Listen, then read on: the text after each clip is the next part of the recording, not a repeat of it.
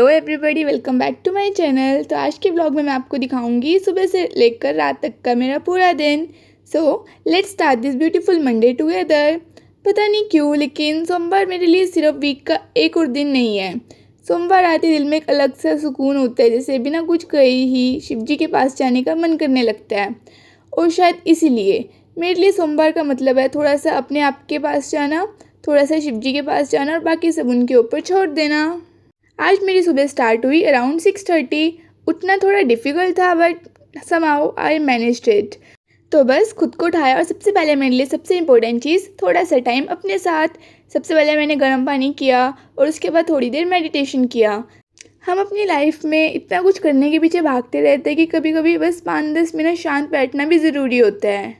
और मेडिटेशन के टाइम मैं बस एक ही चीज़ याद करती हूँ, जो मेरे कंट्रोल में है मैं वो करूँगी और जो मेरे कंट्रोल में नहीं है वो शिव जी संभाल लेंगे।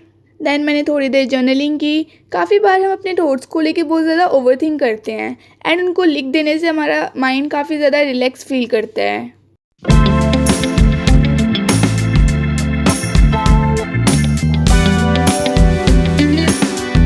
बिकॉज़ आज मंडे था तो ऑफ कोर्स हेयर वॉश तो बनता ही था।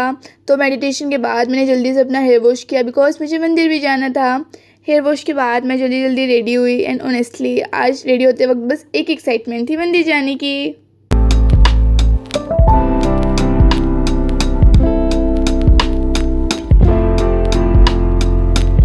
फाइनली मैं रेडी हो गई थी और निकल गई मंदिर के लिए। मुझे नहीं पता आपके साथ भी ऐसा होता है या नहीं, बट मेरे लिए मंदिर जाने का एक्सपीरियंस ही कुछ अलग है। घर से मंदिर तक का वो रास्ता, फिर मंदिर की बेल्स की आवाज़ और शिव जी के सामने जाकर बस कुछ सेकंड्स के लिए खड़े रहना। पता नहीं क्यों दिल ऑटोमेटिकली हल्का सा हो जाता है।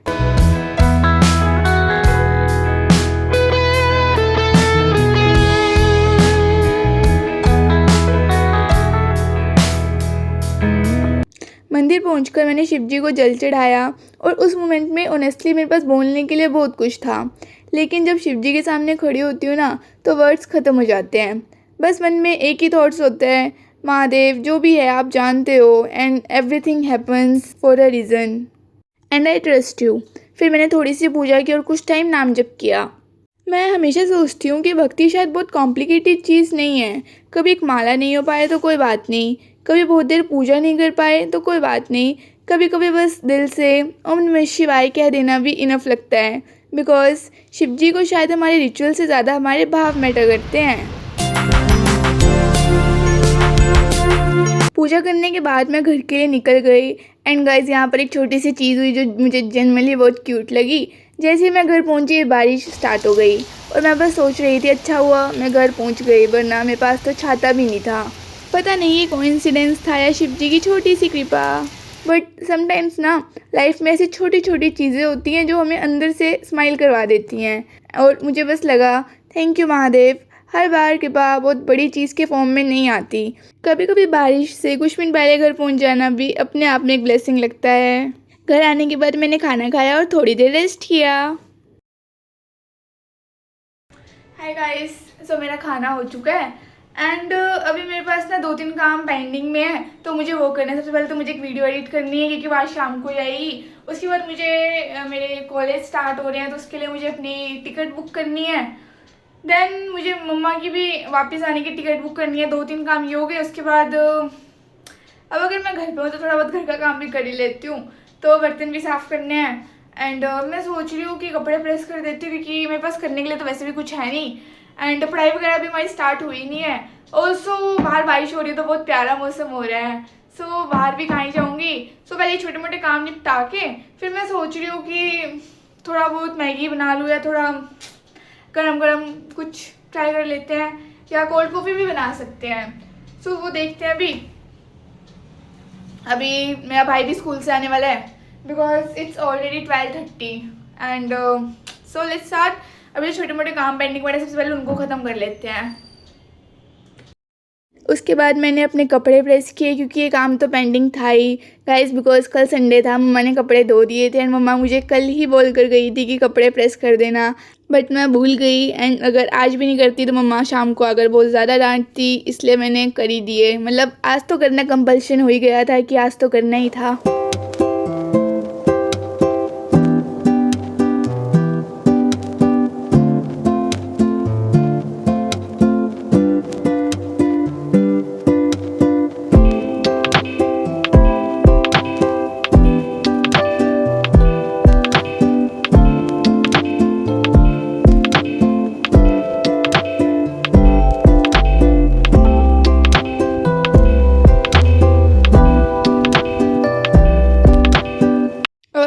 ऑनेस्टली दिन काफ़ी बिज़ी हो रहा था, तो अब थोड़ी थकान भी फ़ील होने लगी थी।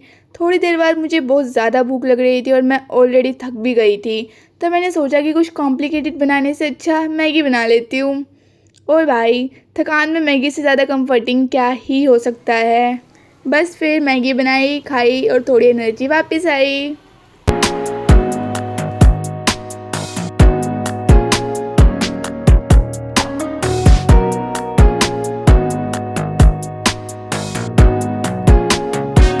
हाय गाइस, सो मैगी खा लिया है। मतलब बारिश के मौसम में गर्मा गर्म मैगी, वाओ। सो या इट्स डन एंड नाउ अभी भी बाहर काफ़ी ज़्यादा तेज़ बारिश आ रही है, तो बाहर तो कहीं जा नहीं सकते। एंड ऑल्सो बारिश की वजह से ना पावर कट हुआ था, जस्ट अभी अभी लाइट आई है। एंड अब मुझे इन कपड़ों में गर्मी भी लग रही है। ऑल्सो मुझे जिम भी जाना है वर्कआउट के लिए, सो मैं सोच रही हूँ कि मैं चेंज कर लेती हूँ, देन 1 घंटा सो के फिर मैं जिम के लिए निकलती हूँ। It's already 2। हाय गाइस, सो अभी मैं जिम जा रही हूँ एंड मौसम काफ़ी ज़्यादा प्रीटी हो रहा है। मतलब हल्की हल्की बारिश आ रही है। वैसे तो मैं छाता लेके आई हूँ, बट अभी मेरा लेने का मन नहीं कर रहा है। सो या मतलब घर पे भी कुछ काम नहीं था, सो मैंने सोचा जिम ही चली जाती हूँ। एंड कैन यू बिलीव अभी दोपहर के 3 बज रहे हैं।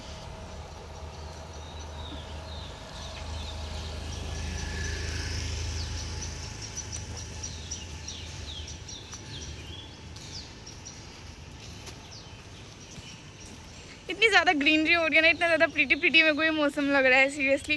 मतलब एकदम हल्की हल्की बारिश आ रही है एंड रोड भी पूरा खाली है। सो आराम से वॉक करते जा रही हूँ। पहुँच जाऊँगी, जिम थोड़ा सा दूर है, तो yeah that's my OTD check. Honestly यार, सुबह से इतना कुछ करने के बाद जिम जाने का मन तो नहीं था, but I still went because मुझे लगता है ना, मोटिवेशन हर दिन नहीं होती। कभी कभी बस खुद से कहना पड़ता है, चल आज मन नहीं है फिर भी करते हैं।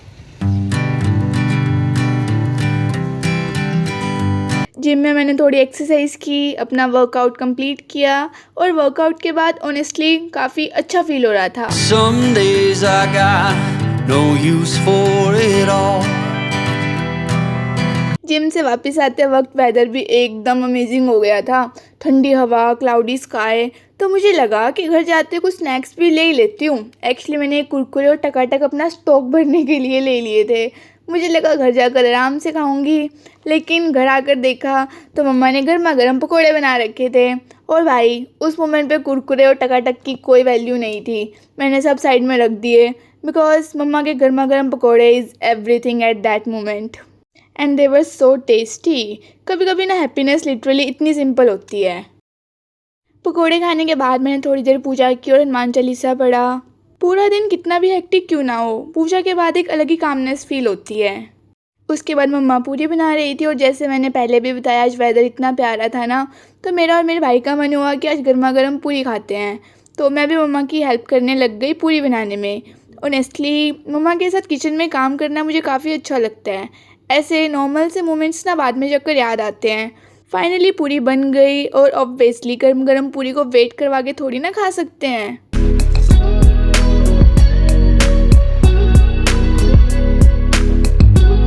फिर मैंने लॉकअप देखते हुए डिनर किया। आज का दिन वैसे भी काफ़ी लॉन्ग हो गया था, तो अब बस बेड पर कंफर्टेबली बैठना, खाना खाना और शो देखना था। After a long day this was honestly the perfect way to slow down.